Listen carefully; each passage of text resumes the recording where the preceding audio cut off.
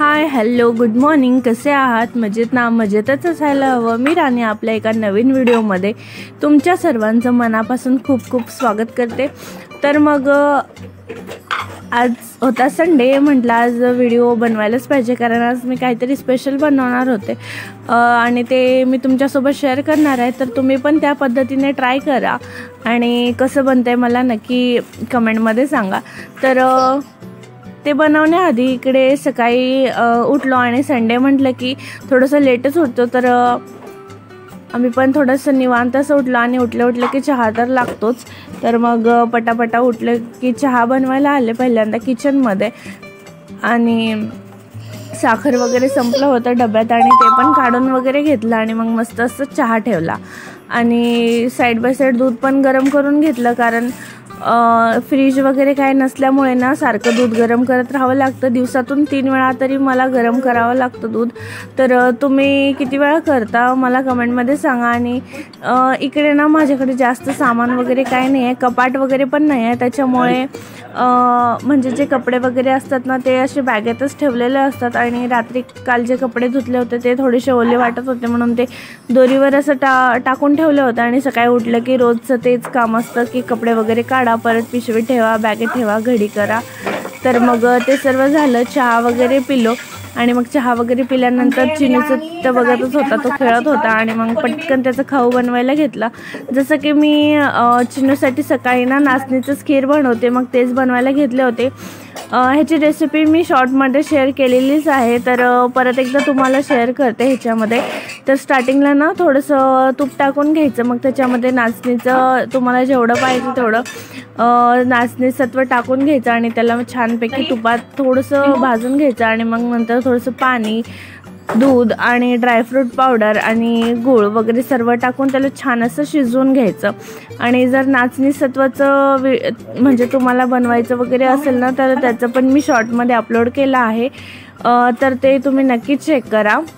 तर अशा पद्धतीने चिनूचं जे काही खाऊ होतं ते सगळं बनवून त्याला भरवून वगैरे नंतर माझी सगळी कामे पण आवरली, घर झाडणे, भांडे घासणे, आंघोळ वगैरे सर्व असं करून घेतलं आणि तोपर्यंत ह्यांनी जाऊन सर्व सामान वगैरे मला आणून दिलं.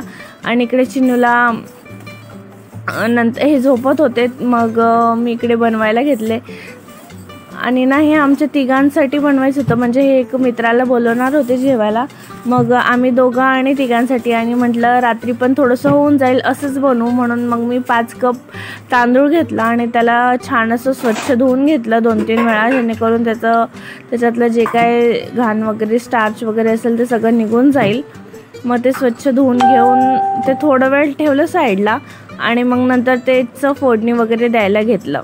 आणि फोडणीमध्ये आता बघा स्टार्टिंगला ना मी सरसोचं तेल, म्हणजे इकडे सरसोचं तेल वापरतात मोस्टली, आणि मग यावेळेस तेच आणलं होतं, मग ते टाकून घेतलं 2-3 माप. आणि मग हे खडे मसाले सर्व टाकून घेतलं. 1 इलायची, खडे मसाले जास्त नाही टाकत कारण ते जास्त घाट होतं आणि तिखट झाल्यावर ह्यांना नाही आवडत जास्त तिखट, तर त्याच्यामुळे सगळं ते 1-2च मसाले टाकले. लवंग, मिरी आणि इलायची, दालचिनी आणि तेजपत्ता असं सर्व टाकून त्याला थोडंसं फ्राय होऊ दिलं आणि मग नंतर तांदूळ टाकून पाणी टाकून ठेवलं आणि मग चवीनुसार मीठ टाकून त्याला छान शिजायला ठेवलं. आणि मग हे शिजेपर्यंत म्हटलं चिकन वगैरे काढून घेतलं आणि चिकनला स्वच्छ धुवून घेतलं. आणि हे लग्ना अगोदर तर मला चिकनला हात पण लावायला आवडत नव्हतं, तर आता काय नाही, आता तर सर्वच करावं लागतं आपल्याला, केल्याशिवाय काही ऑप्शन नाही.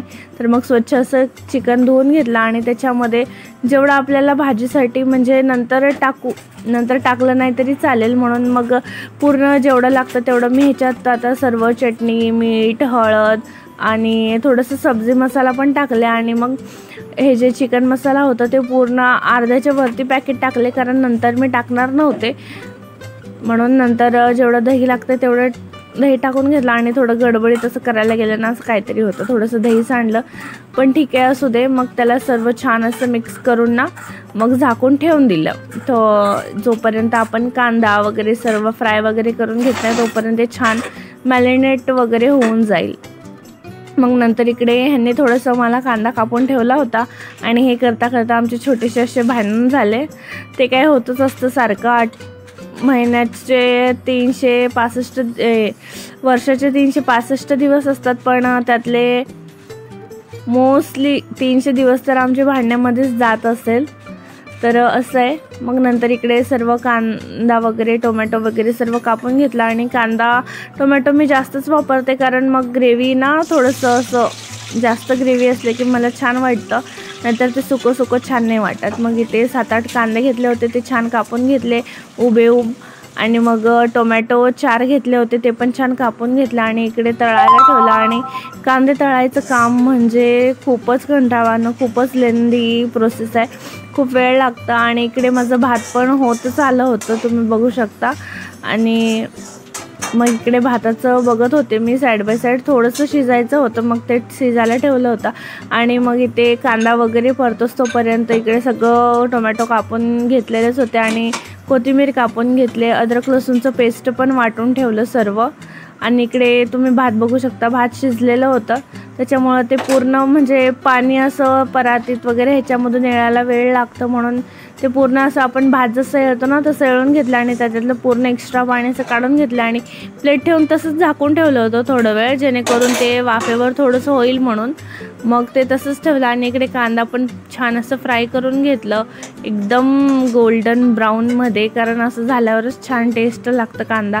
आणि असं मग ते सर्व झाल्यावर त्याच तेलामध्ये थोडंसं तेजपत्ता वगैरे टाकला आणि पहिल्यांदा तर मिरच्या टाकल्या आणि आपलं अद्रक लसूण पेस्ट वगैरे सर्व टाकून घेतलं. नंतर टोमॅटो वगैरे टाकला आणि थोडेसे कांदे पण कांद्याचं जे आपण फ्राय केलेलं आहे ते फ्राय केलेले कांदे पण टाकले आणि थोडंसं कोथिंबीर टाकून त्याला छान असं सगळं मिक्स करून घेतलं आणि थोडंसं शिजायला ठेवलं.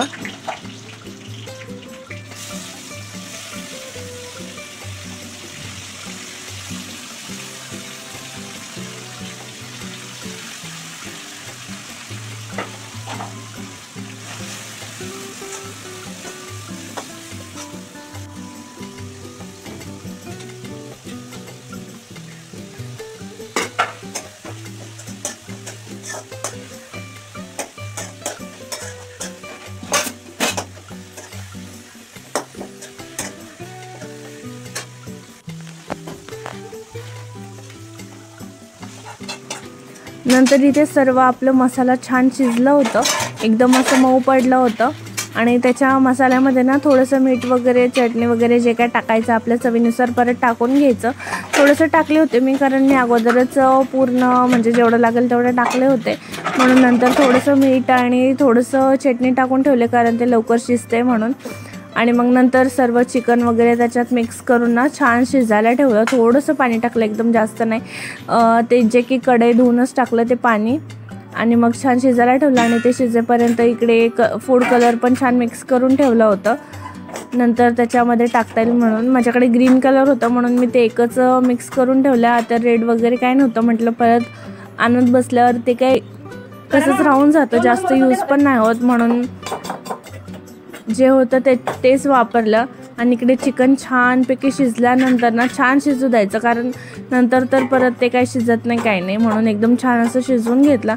आणि मग ते याच ज्या भगोन्यामध्ये भात बनवले होते त्याच भगोन्यामध्ये म्हणजे चिकन पण वाफेवर ठेवणार होते, कारण आता इकडे लांब असल्यामुळे ना असं जर्मनचं वगैरे भगोने जास्त पण नाही आहेत आणि जास्त भांडे पण नाही आहेत, एवढं मोठं भांडं पण नाही आहे माझ्याकडे, हेच एक भांडं आहे जे की होऊन जातं त्याच्यामध्ये, म्हणून मग त्याच्यातच बनवायला घेतलं. आणि त्याच्यातलं भात असं एका जाळीमध्ये आणि कढईमध्ये काढून घेतलं त्याच्यात, आणि ह्या भगोन्यामध्ये खाली ना थोडंसं तूप टाकलं आणि मग थोडंसं ग्रेव्ही टाकलं, कारण ते जास्त लागणार नाही म्हणून.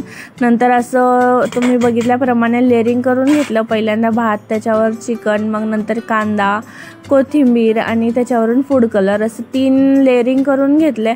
आणि मग छान असं सगळं नंतर जे काही कांदा कोथिंबीर वगैरे होतं ते पण वरच्या लेअरला सगळं असं टाकून घेतलं आणि मस्त असं वाफेवर ठेवून दिलं. आता वाफेवर ठेवायचं म्हणजे डायरेक्ट गॅसवर नाही ठेवायचं, कारण ते खाली करपू शकतं, म्हणून असं तवा ठेवला आणि त्याच्यावर भगोना वगैरे ठेवला आणि त्याच्यावर वजनसाठी ना हे मिक्सरचं भांडं ठेवला. आता हे खाली नाही आहे, ह्याच्यामध्ये दही वगैरे मी ग्राइंड करून ठेवले होते रायता बनवण्यासाठी, मग दही असं थोडंसं पाणी टाकून ते ग्राइंड करून ठेवलं. नंतर मग जे आपलं मसाला येतं ना ते सर्व मसाला त्याच्यात टाकून घेतला दहीमध्ये आणि वरतून रायताचं जे फरसाण असतं ना ते सर्व टाकून ते खायला घेतलं आम्ही। आणि ते तुम्ही बघू शकता मस्त त्याला 10-15 मिनिट असं वाफेवर होऊ दिलं आणि मस्त त्याला वाफ सुटलं होतं आणि मस्त टेस्ट झालं होतं। तुम्ही पण नक्की एकदा ट्राय करा। आणि जसं की ह्यांच्या मित्राला बोलवलं होतं मग आम्ही सगळेजण बसून एकदा छान जेवण वगैरे केलं आणि चिन्नूचं पण सारखं मध्ये चाललं होतं। तर त्याला पण थोडंसं भात म्हणजे त्याच्यासाठी थोडंसं सेपरेट भात काढून ठेवलं होतं ते त्याला 2-4 दाणे खाऊ घातले पण नंतर तो काही खाल्ला नाही। आणि मग आमचं जेवण वगैरे झाल्यावर पहिल्यांदा चिन्नूला तर मस्तपैकी मालिश वगैरे करून आंघोळ वगैरे घालून एकदम छान असं रेडी केलं आणि मग नंतर तो पप्पासोबत थोडं बाहेर फिरून वगैरे आला आणि मग मी त्याचं खाऊ वगैरे बनवलं आणि त्याच्या आता असे नखरेच झालेत, घरात बसून बिलकुल तो नाही खात। आता 10 महिन्याचा झाला आहे आणि ह्याच्या अगोदर तो छान खात होता घरात बसून, हे दाखव ते दाखव, पण आता इतके नखरे वाढलेत ना घरात बसून कसंच खायचं नाही म्हणते, फक्त बाहेर येऊनच खायचं असतं याला। बाहेर येणारे जाणारे माणसं बघत, गाड्या बघ। मग नंतर त्याचा खाऊ वगैरे झाला आणि मग त्याच्या पप्पाकडे दिलं त्याला खेळायला। तर मग आम्हाला दाखवत होता की गाडीचा आवाज कसा येतो म्हणून, सारखं बूम बूम करत दाखवत होता, तुम्ही बघू शकता पुढे। तर मी चिन्नूला म्हटलं चिन्नू गाडीचा आवाज कसा येतं दाखव म्हणून, म्हटल्यावर बघा किती छान दाखवत आहे आणि त्याची स्माईल तर ना काही विषयच नाही। स्माईल आवाज कर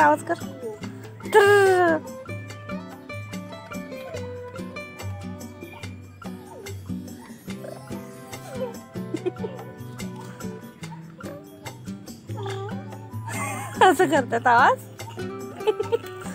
कसं करते आवाज गाडी।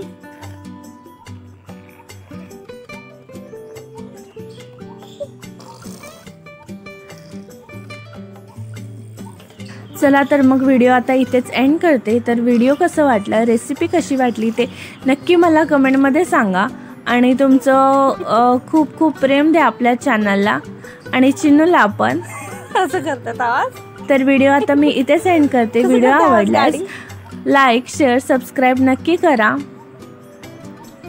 Thanks for watching, bye.